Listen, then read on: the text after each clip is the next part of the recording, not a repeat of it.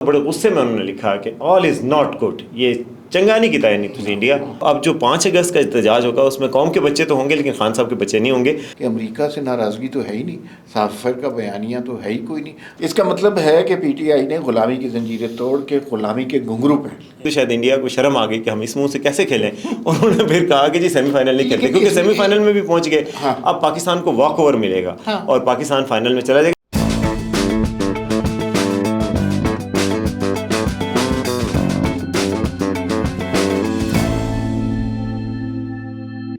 ناظرین السلام علیکم، وی ٹاک کے ساتھ میں اور اسلم عباسی آپ کی خدمت پہ حاضر ہیں۔ بنیادی طور پہ تو ارادہ تھا کہ آج وی ٹاک میں ہم 4 اہم موضوعات پر بات کریں گے، اور ان موضوعات میں شامل تھا جناب آرمی چیف کا، فیلڈ مارشل صاحب عاصم منیر صاحب کا بلوچستان میں خطاب تھا، عمران خان کے صاحبزادوں کی آمد یا نہ آنا تھا، پھر چینی کی قیمتوں کے حوالے سے بات کرنی تھی، پھر جو چیمپئنز لیگ آف لیجنڈز ہے اس میں بھارت نے جو کھیلنے سے انکار کر دیا ہے، اس کے اوپر ساری دنیا میں جو تھو ہو رہی ہے، اس حوالے سے بات کرنی تھی، لیکن وہ ہم ضرور کریں گے۔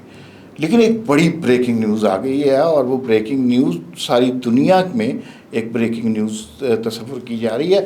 ابھی ڈونلڈ ٹرمپ صاحب نے ایک بیان دیا ہے اور انہوں نے انڈیا کی آتما ہی روست کی ہے۔ جی وسیم صاحب بتائیں کیا کہتے ہیں ڈونلڈ ٹرمپ آپ کے؟ بڑا سخت بیان ہے، میں نے اس سے پہلے انڈیا کے خلاف اتنا سخت بیان ڈونلڈ ٹرمپ کا نہیں دیکھا۔ انہوں نے اپنے اس پہ میڈیا پہ پوسٹ کیا ہے، جو ان کا اپنا سوشل میڈیا پوسٹ ہوتی ہے، اس میں انہوں نے کہا کہ انڈیا نے ہمارا دوست ہے۔ سب سے پہلے تو ہلکا سا کہہ دیا کہ ہمارا دوست ہے، لیکن کیپس میں جو لفظ لکھے ہیں وہ بڑے قابل غور ہیں۔ انہوں نے کہا انڈیا ہمارا دوست ہے، لیکن ہماری کچھ سالوں سے ان کے ساتھ جو ٹریڈز ہے وہ ٹریڈ اچھی نہیں رہی۔ اس کی وجہ یہ ہے کہ انڈیا نے انتہائی بے ایمانہ قسم کے، غلط قسم کے بیریئرز لگا رکھے ہیں اور ٹیرف بہت زیادہ عائد کیا ہوا ہے۔ تو انہوں نے کہا جب اتنے ٹیرف عائد کریں گے تو پھر ہم بھی ٹیرف عائد کریں گے۔ دوسری بات انہوں نے کہا کہ انڈیا روس سے ویپن خریدتا ہے، سب سے لارجسٹ بائر ہے روس سے ویپن خریدنے کا۔ اب روس سے امریکہ کی دشمنی ہے، یوکرائن میں وار چل رہی ہے۔ پھر انہوں نے کہا کہ روس سے انرجی بہت زیادہ خرید رہا ہے انڈیا، جبکہ پوری دنیا روس سے انرجی لینا بند ہو رہی ہے تاکہ سٹاپ کرے کلنگ کو یوکرائن میں کلنگ ختم ہو۔ اس کے بعد وہ بڑے غصے میں انہوں نے لکھا کہ آل از ناٹ گڈ، یہ چنگا نہیں کیتا ہے نہیں تسی انڈیا، ہن پھر دیکھو تسی۔ اچھا، اس وجہ سے 1 اگست سے 25% ایک تو ہم لگا رہے ہیں ٹیرف انڈیا پہ جو 1 اگست سے لگے گا، دوسرا ہم آپ پہ جرمانہ عائد کریں گے، جو آپ نے یہ رشیا کے ساتھ اتنی ڈیلیں کی ہوئی ہیں نا، یہ جرمانہ عائد ہوگا اور یہ پتہ لگے گا۔ پھر آگے کہا thank you for your attention to this matter. اچھا وسیم صاحب، یہ میں نے سنی خبر، اور اس کے حوالے سے اب چند پیش گوئیاں یہ ہیں۔ ایک تو یہ ہے کہ مودی حکومت اب سسٹین نہیں کر سکتی، امریکہ کے ساتھ اتنا اگر ٹیرف لگ گیا اس کے بعد جو ہے بھارت کی اکانومی سسٹین نہیں کر سکے گی۔ بھارت روس کے ساتھ اپنے تعلقات ختم نہیں کرے گا، جس کی وجہ سے امریکہ کی جانب سے انہیں اور نقصان ہوگا۔ جو ٹیرف کی وار کے حوالے سے اور جو بے ایمانہ قسم کے انہوں نے ٹیکسز لگائے ہوئے ہیں یا باؤنڈریز لگائے ہیں، اس حوالے سے ہی بات کروں۔ یہ بھائی ڈونلڈ ٹرمپ جو ہے نا، وہ تو ہمارے لیے تو بڑی بلیسنگ بن کے آئے ہیں، اس لیے کہ انہوں نے بنیان المرصوص میں جس طرح پاکستان کی مدد کی اور جس طرح کھل کر 27-28 دفعہ کہا کہ بھئی بھارت کو شکست ہوئی، بھارت کے طیارے گرا دیے، یہ تصور بھی نہیں کیا جا سکتا تھا۔ اور جو دشمن کا دشمن ہوتا ہے وہ دوست ہوتا ہے، تو جس طرح وہ بھارت کی کھچائی کر رہے ہیں، یقین مانیے دل کو بڑی تسلی ہوتی ہے، ٹھنڈ پڑ جاتی ہے۔ اور خیر یہ اس پہ مزید ابھی بہت سے لوگ بات کریں گے، لیکن ہم چلتے ہیں اس گفتگو کی طرف جو ہمارے انیشل موضوعات تھے۔ فیلڈ مارشل صاحب نے، عاصم منیر صاحب نے آج بلوچستان میں خطاب کیا، اس خطاب کے چیدہ نکات کیا ہیں؟ اچھا جی، وہ 16ویں نیشنل ورکشاپ ہو رہی تھی بلوچستان میں، جو ہوتی ہے جس میں صحافی بھی ہوتے ہیں، پروفیشنلز بھی ہوتے ہیں، زندگی کے مختلف شعبوں سے لوگ ہوتے ہیں۔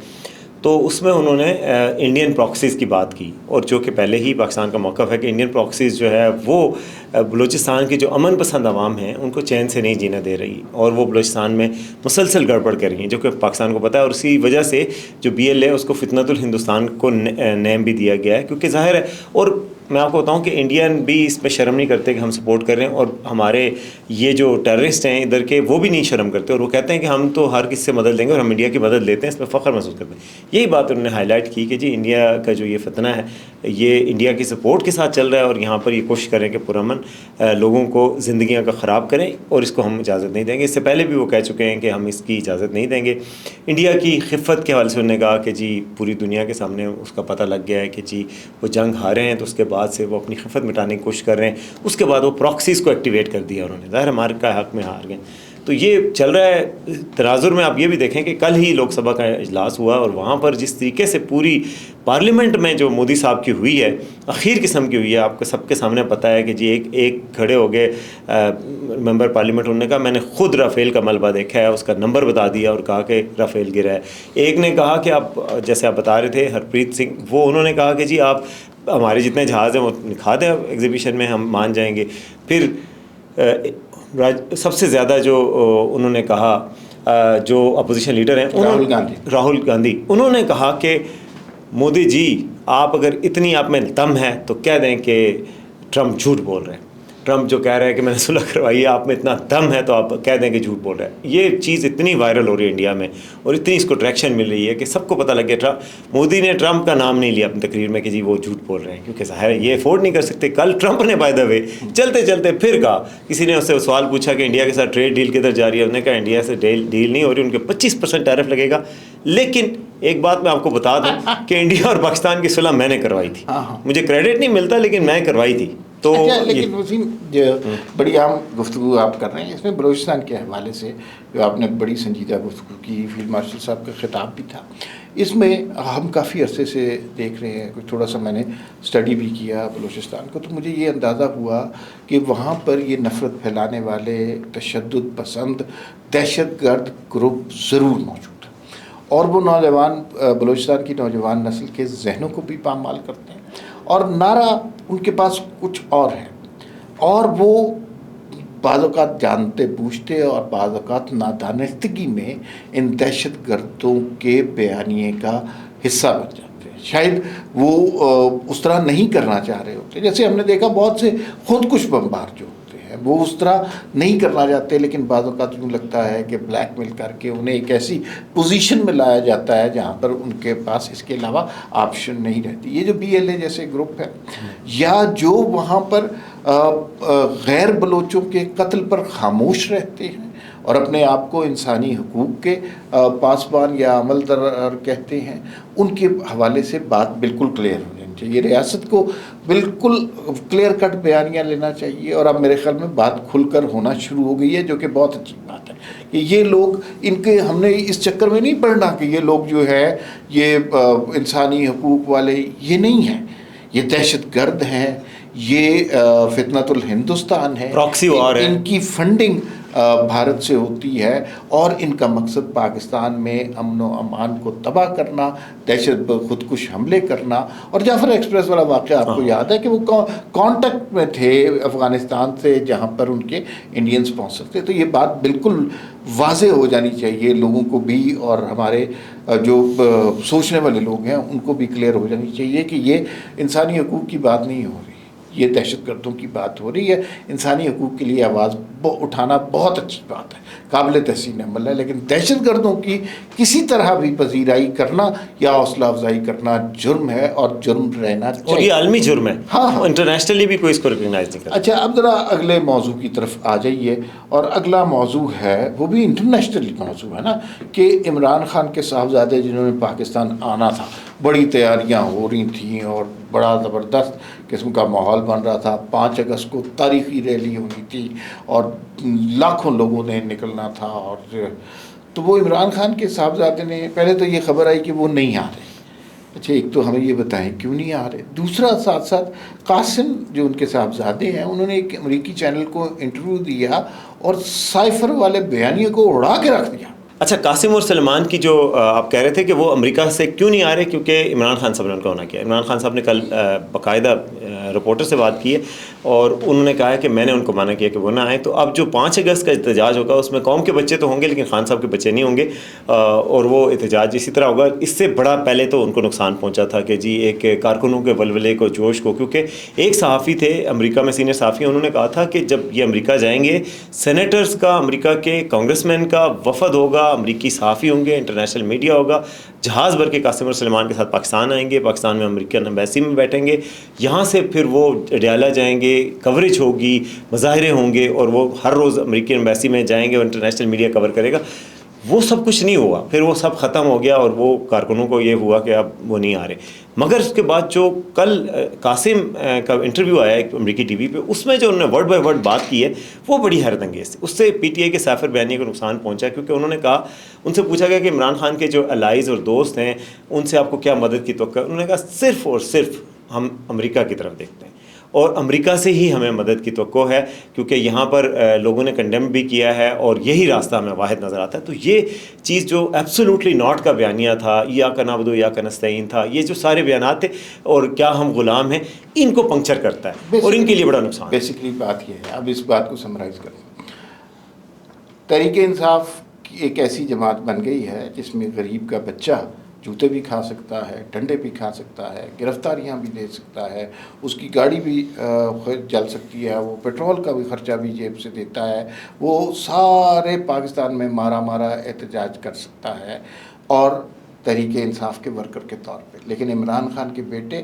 اس میں سے کوئی کام نہیں کر سکتے. وہ امریکہ جا کر چند اچھے لیوش قسم کے کھانے کھا سکتے ہیں اور اس کے علاوہ وہ پاکستان نہیں آ سکتے. ان کا ان لوگوں سے، اس ملک سے کوئی ناطہ نہیں. دوسری بات یہ ہے کہ جو قاسم نے کل بیان دیا ہے اس سے بات بڑی واضح ہو گئی ہے کہ امریکہ سے ناراضگی تو ہے ہی نہیں، سافر کا بیانیہ تو ہے ہی کوئی نہیں. اس کا مطلب ہے کہ پی ٹی آئی نے غلامی کی زنجیریں توڑ کے غلامی کے گھنگرو پہن لیے. تو یہ کس قسم کی سیاست ہے کہ آپ اپنے لوگوں کو اینٹی امریکہ سینٹیمنٹ کے حوالے سے ان کے جذبات کو برانگیختہ کریں اور وہاں پر جا کر کہیں کہ امریکہ کے سوا ہمارا کوئی والی وارث نہیں ہے. تو تحریک انصاف کے بیانیے کو بہت بری طرح اس اسٹیٹمنٹ سے نقصان پہنچا ہے اور عمران خان کے بچے جو نہیں آ رہے اس سے بھی مزید بددلی پھیلنے کا امکان ہے. اب آ جاتے ہیں جناب تیسری خبر کی جانب، اور وہ چینی کے حوالے سے ہے. چینی کے حوالے سے ہم نے پہلے ہی بات کی ہے.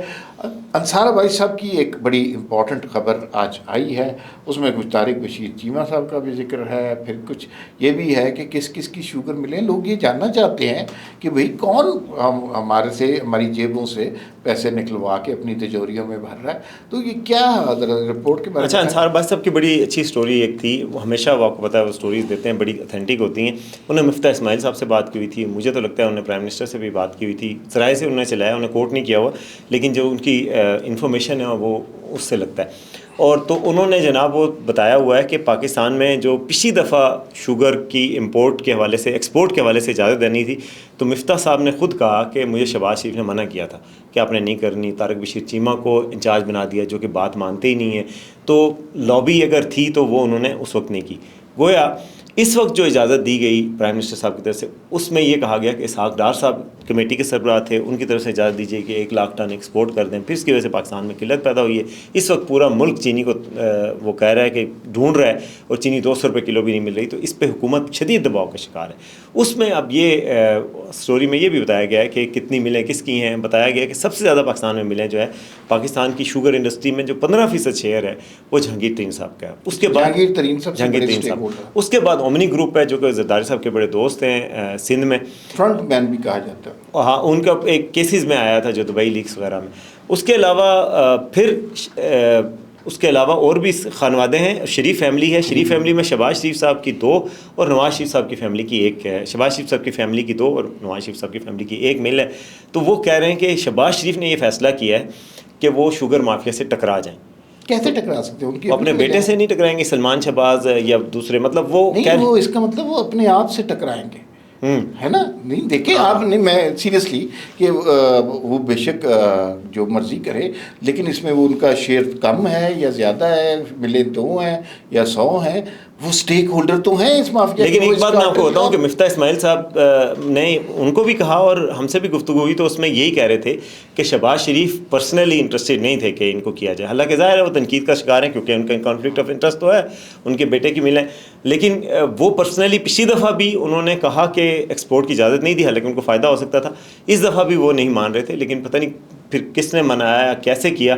اب یہ طے ہوا ہے کہ جی اب وہ انصار عباس صاحب کی سٹوری کے مطابق بھی یہ تھا کہ ٹیکس لگایا گیا شوگر ملوں پہ، اور انہوں نے جوابی حملہ کرتے ہوئے چینی شارٹ کر دی مارکیٹ میں، اور اس سے یہ سارا کرائسس پیدا کیا. ٹیکس لگایا گیا، ٹیکس اچھا خاصا ریکور کیا گیا شوگر انڈسٹری سے. انہوں نے پھر عوام سے پیسے پورے کرنے کے لیے، وہ ٹیکس کے پیسے پورے کرنے کے لیے قیمتیں بڑھا دیں اور وہ کر رہے.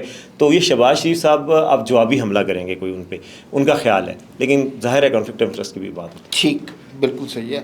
آخر میں خبر چیمپئن لیگ آف لیجنڈس، اس میں ظاہر ہے پاکستان کے ساری دنیا کے سینئر پلیئر آپس میں ایک چیمپئن لیگ کر رہے ہیں. ایک فرینڈلی سا، یہ کوئی ایسا ورلڈ کپ نہیں ہے، ایک فرینڈلی سا ٹورنامنٹ ہے جس کا بنیادی مقصد یہ ہوتا ہے کھیل کا فروغ، کرکٹ کا فروغ، اپنے لیجنڈس کو عزت دینا، اپنے ملک کے بڑے بڑے نامور کرکٹرز کو عزت دینا. اور اس کے اندر کوئی رنگ میں بھنگ ڈال دے تو بہت ہی برا لگتا ہے. تو انڈیا نے پاکستان کے ساتھ کھیلنے سے انکار کر دیا اس لیگ میں ایک تو لیگ میچز ہو رہے تھے، وہاں پہ انہوں نے انکار کیا. شیکھر دھون کا بیان ہے ہم نہیں کھیلنا چاہتے، ہم نہیں کھیلیں گے، اور انڈیا کی گورنمنٹ نے بھی باقاعدہ اس کو بیک کیا. حالانکہ کئی کھلاڑی کھیلنا بھی چاہتے، لیکن زیادہ تر جو یہ شیکھر دھون اور 4-5 کا گروپ تھا. شاہد افریدی کا انہوں نے پہلے کہا تھا کہ جی شاہد افریدی صاحب اگر اسٹیڈیم میں بھی آئے یا پاکستان ٹیم میں کھیلے. اصل میں شاہد افریدی سے تکلیف ہے، کیونکہ شاہد افریدی نے آپریشن بنیان مرصوص میں کھل کر پاکستان کی فوج کا ساتھ دیا، پاکستان کے انیشیٹو کی تعریف کی، اور انڈیا کے بیانیے کو ٹھیس پہنچائی اور بتایا کہ انڈیا جھوٹ بول رہا ہے پہلگام میں. اس بات پر بہت زیادہ وہاں پہ بے چینی پھیلی، ہلچل مچی، اور یہ بیسیکلی ان کا نیشنل نیریٹو کو پنکچر کرنے کی کوشش تھی. تو شاید افریدی صاحب کے خلاف انہوں نے کی. پھر افریدی صاحب نے کہا کہ میں تو گراؤنڈ میں بھی نہیں آتا، کہ تم نے کھیلنا ہے کھیلو، یہ کھیل ہے، کھیل کو کھیل کی طرح ٹریٹ کیا جانا چاہیے. اب آج بھی میری شاید افریدی صاحب سے بات ہو رہی تھی، تو وہ کہہ رہے تھے کہ جی انڈیا کس منہ سے اب ہم سے سیمی فائنل کھیلے گا. جب انہوں نے یہ بات کی تو شاید انڈیا کو شرم آ گئی کہ ہم اس منہ سے کیسے کھیلیں. انہوں نے پھر کہا کہ جی سیمی فائنل نہیں کھیلتے، کیونکہ سیمی فائنل میں بھی پہنچ گئے. اب پاکستان کو واک اوور ملے گا اور پاکستان فائنل میں چلا جائے گا. لیکن یہ بیانیے کا بات یہ ہے، دیکھیے کہ اس طرح کے ٹورنامنٹس فرینڈلی طرح کے ہوتے ہیں، اس کے اندر اگر کوئی نفرت کو لے آئے، کوئی سیاست کو لے آئے، تو پھر اس کا مطلب ہے کہ ان کے ذہنوں میں نفرت، تعصب کے سوا کچھ بھی نہیں بھرا. دیکھیے مودی حکومت نے گزشتہ 12 سال کے اندر لوگوں کو ہندوتوا کا سبق پڑھایا ہے. بھارت ایک انتہائی متعصب ملک بن گیا ہے. کوئی سیکولر انڈیا والی روایت باقی نہیں. نسل پرستی ہے مسلمانوں کے خلاف، نسل پرستی ہے اور تشدد ہے، انتہا پسندی ہے، اور اس کا سرگنا جو ہے مودی حکومت ہے. تو ان سے یہی توقع ہونی تھی. یہ لوگ اوپر سے نیچے چیزیں ٹرانسلیٹ ہوتی ہیں، وہ سوچ نیچے آئی ہے اور بھارتی ٹیم یہ کر رہی ہے. تو اس سے یوں لگتا ہے کہ ان کے اندر نہ کھیل کی عزت ہے، نہ اپنے سینئرز کی عزت ہے، نہ اس طرح کے بین الاقوامی ٹورنامنٹ کی اسپرٹ کی عزت ہے. ان کے اندر صرف نفرت بھری ہوئی ہے. لیکن یاد رکھیے جن لوگوں میں صرف نفرت بھری ہوتی ہے الٹیمیٹلی وہ اپنے لوگوں سے ہی اسی نفرت کا شکار ہوتے ہیں. اور عمار صاحب حیرت انگیز طور پہ انڈیا اپنے آپ کو دنیا کی لارجسٹ ڈیموکریسی کہتا ہے، بڑا سب کچھ کہتا ہے، اور بڑے پڑھے لکھے لوگوں کا کہتا ہے کہ جی ہمارے ملک میں آبادی بڑی پڑھی لکھی ہے. دلوں کے حساب سے افریدی صاحب نے ایک بیان دیا تھا کہ ہمارے پاکستانیوں کے اور مسلمان کا دل بڑا ہوتا ہے. اب یہ بات ثابت ہو رہی ہے کہ دلوں کے حساب سے دیکھیں پاکستان میں یہ ایشو ہی نہیں ہوتا اتنا کہ انڈیا کے خلاف کھیلیں نہ کھیلیں. پاکستانی کہتے ہیں آرام سے کھیلیں. انڈیا نہ الیکشن میں ہمارے ایشو فیچر ہوتا ہے. انڈیا میں اتنا تعصب اور نفرت کیوں ہے کہ پاکستان کے خلاف، کہ وہاں پر عوامی سطح پر بھی اس کو پذیرائی ملتی ہے کہ نہیں پاکستان کا بندہ نہیں ہونا چاہیے. میں دیکھ رہا تھا کہ انگلینڈ اور انڈیا کا میچ ہو رہا ہے، پاکستانی بندہ ایک تماشائی پاکستان کی شرٹ پہن کے گیا، اس کو شکایت لگا کے انڈین تماشائیوں نے نکلوایا کہ جی اس کی شرٹ کو کور کروائیں. تو یہ اتنی زیادہ نفرت ہمارے اندر نہیں ہے. پاکستان میں نے دیکھا ہے کہ عام لوگوں سے پوچھیں تو وہ کہتے ہیں نہیں انڈیا کے ساتھ میچ ہونے چاہیے، کھیلنا چاہیے، ہمیں دوستی کرنی چاہیے. اور انڈیا جیسی جو پڑھے لکھے سپوزڈلی زیادہ پڑھے لکھے ملک کے لوگ ہیں وہ اس طرح بات کرتے ہیں کہ نفرت ہونی چاہیے، ہم ان سے نہیں بات کریں گے، ہم ان سے نہیں کھیلیں گے. حیرت ہوتی ہے کہ یہ کیا چہرہ ہے. یہ نفرت بنیادی طور پہ وہ نفرت ہے جو ان کی حکومت سے ان کے عوام میں، ہر ادارے میں، ہر شعبے میں منتقل ہوئی ہے. فی الوقت اتنا ہی، پھر ملاقات ہوگی. اللہ حافظ.